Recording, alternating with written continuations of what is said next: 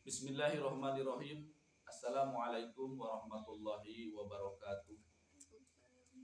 Innal hamdalillah wassalatu wassalamu ala Rasulillah wa ala alihi wa sahbihi wa mawala. Asyhadu an la ilaha illallah wahdahu la syarikalah wa asyhadu anna Muhammadan abduhu wa rasuluh. Sallallahu alaihi wa ala alihi wa ashabihi wa man tabi'ahum bi ihsanin ila yaumiddin. Wassalamu tasliman katsira. Qala Allah tabaraka wa ta'ala fi kitabil karim, a'udzu billahi samil alim minasyaitonir rajim. Bismillahirrahmanirrahim. Ya ayyuhalladzina amanu kutiba 'alaikumus shiyam kama kutiba 'alal ladzina min qablikum la'allakum tattaqun. Al-ayah. Faqad qala Rasulullah sallallahu alaihi wassalatu wassalam, man fariha bidukhuli ramadhana haramallahu jasadahu 'ala nirani. Al-hadis la nabiyya ba'da. Puja, puji dan syukur kita panjatkan kepada Allah Subhanahu wa taala. Salawat teriring salam kita limpah curahkan kepada junjungan kita, yakni baginda alam Nabi besar Muhammad sallallahu alaihi wasallam. Pada keluarga, sahabat, tabi'in, tabi'at, alimul ulama, pada guru-guru kita, dan mudah-mudahan kelak di yaumil qiyamah kita semua mendapatkan syafaat urusan beliau. Amin ya Allah ya rabbal alamin. Para santri Pondok Pesantren Salafi Riyadhah Kalam Syifa Banten Indonesia rahimakumullah. Alhamdulillah kita lanjutkan ini kajian Ramadan setiap dini hari ya. Kita melaksanakan qiyamul lail dan kajian Ramadan antara jam 2 sampai jam 3 dini hari. Ya mungkin sekarang ya kita lebihkan sedikit. Ya. Yang kita kaji adalah kitab Durratun Nasihin karya Al-Alamah Utsman bin Hasan bin Ahmad Asy-Syakir At-Tabu'i rahimahullah taala. Dan ini merupakan pasal pertama atau bab pertama dalam pasal ini fadilah syahri Ramadan. Gitu ya. Yang sudah dibahas kajian dini hari kemarin itu berkenaan dengan salah satu khobar atau kisah. Nah, sekarang kita lanjutkan bahwasannya Imam Bukhari meriwayatkan daripada sahabat Abu Hurairah radhiyallahu taala anhu bahwasannya barang siapa yang berdiri pada bulan Ramadan, barang siapa yang berdiri pada bulan Ramadan. Berdiri yang dimaksud adalah menghidupkan malam-malam bulan Ramadan dengan ibadah. Jadi malam-malam Ramadan dengan ibadah selain daripada malam Qadar atau mengerjakan sholat tarawih pada malam-malam Ramadan itu karena menghormatinya. Jadi selain daripada melaksanakan ibaratnya pada malam Qadar, Lailatul Qadar ya, ataupun sholat tarawih, kita melaksanakan ibadah-ibadah selain daripada yang itu ya, kita laksanakan dengan penuh keimanan, yakni mempercayai pahala, keutamaan, fadilah ya, karena mengagungkan bulan suci Ramadan itu ya, dan ada keikhlasan di dalam melaksanakannya. Contohnya adalah kita diberikan kesempatan oleh Allah Subhanahu wa taala untuk melaksanakan sholat sunnah qiyamul lail. Ya, dan itu harus dilaksanakan dalam keikhlasan. Ya. Karena jika kita mengetahui tentang pahala dan keikhlasan tersebut, maka akan diampunilah dosa-dosa kita yang telah berlalu. Begitulah yang disampaikan dalam beberapa kitab, termasuk kitab Masyarik ya. Dan kemudian bahwasannya Ibnu Abbas radhiyallahu taala anhu daripada Nabiullah Muhammad sallallahu alaihi wasallam bahwasannya beliau bersabda, "Idza kana awwalu yaumin min Ramadan habbas rihun min tahtil arsy." Apabila tiba hari pertama bulan Ramadan, hari pertama ya, kita alhamdulillah tahun 1444 Hijriah Hari pertama berpuasa Ramadan adalah hari Kamis. Ya, tanggal berapa kita?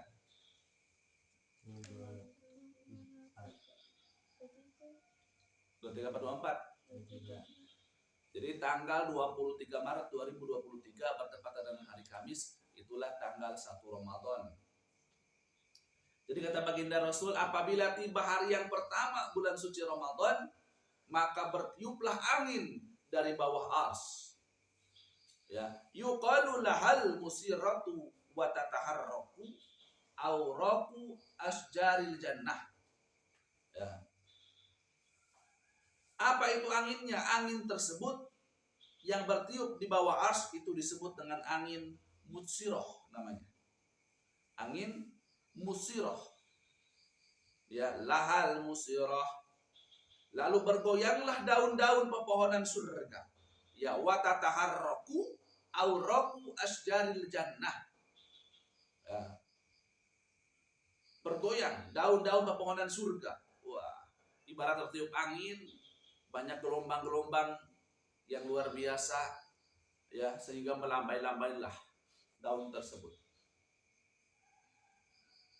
Fayusma'u min dalika sodan lam yasma'is sami'una asana minhu fatandurul hurul ainu ila dalika fayaqulna. Ya.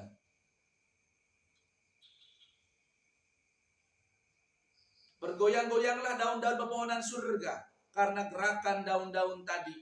Ketika bergoyang maka bergerak tentunya daun-daun tersebut, maka terdengarlah suara gema yang belum pernah terdengar oleh seorang pun. Jadi ketika daun-daun yang begitu banyak bergerak, ya, bergoyang melambai-lambai dikarenakan tiupan angin tersebut, sehingga memunculkan suatu irama, ya, suatu gema yang mana belum pernah terdengar oleh siapapun gema tersebut.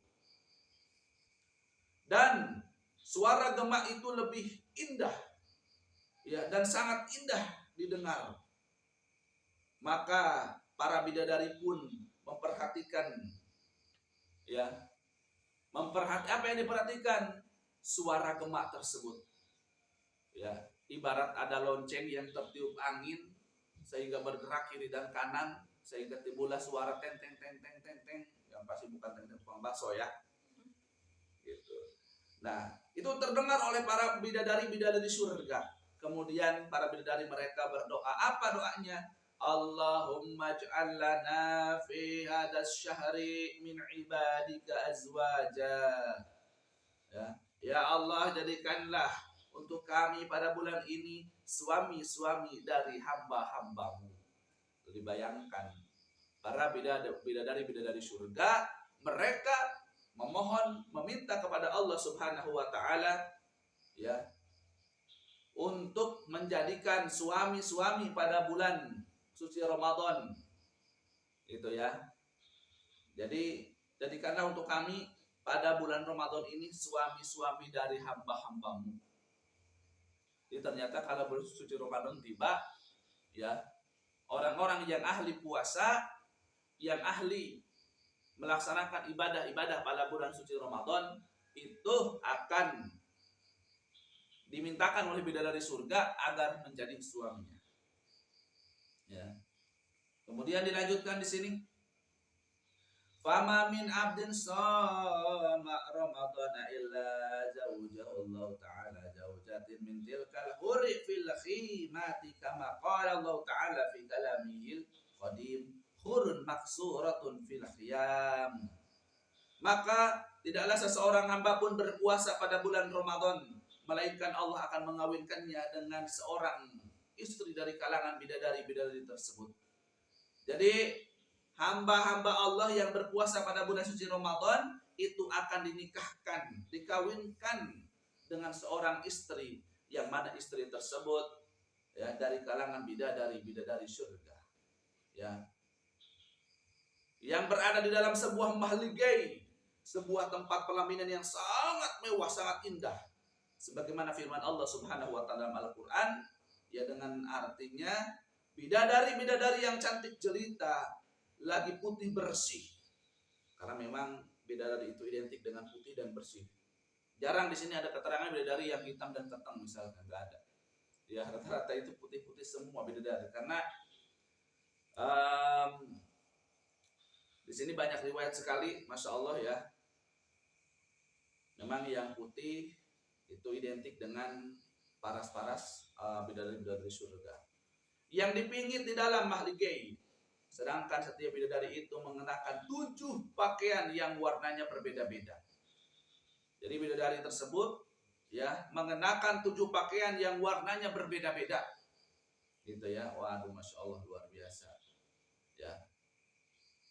Jadi kalimatnya wa ala kulli haura'in minhunna sab'una ullatan laysat ala launin wahidin wa likulli imra'atin sarirun min yaqutatin hamra'in mansujun bidurri wa ala kulli saririn sab'una firashan wa sab'una ma'idatan min alwani at-ta'ami hadha liman shama ramadhana siwa ma amila minal hasanat. Ya, sedangkan setiap bidadari itu mengenakan 7 pakaian yang warnanya berbeda-beda, dan untuk setiap wanita ada sebuah ranjang ya yang terbuat daripada merah delima bertahtakan mutiara. Masya Allah. Ya, pada setiap ranjang tersebut 70 kasur dan 70 hidangan dari bermacam-macam makanan. Masya Allah. Sudahlah di sana itu ada ranjang yang terbuat dari merah delima dan bertahtakan mutiara.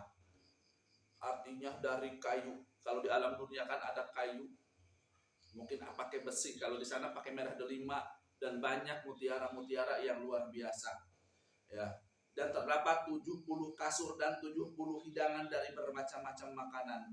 Ini semua adalah untuk orang yang berpuasa pada bulan Ramadan, selain pahala daripada amal-amal kebajikan lainnya yang telah dilakukannya. Masya Allah, tabarakallah.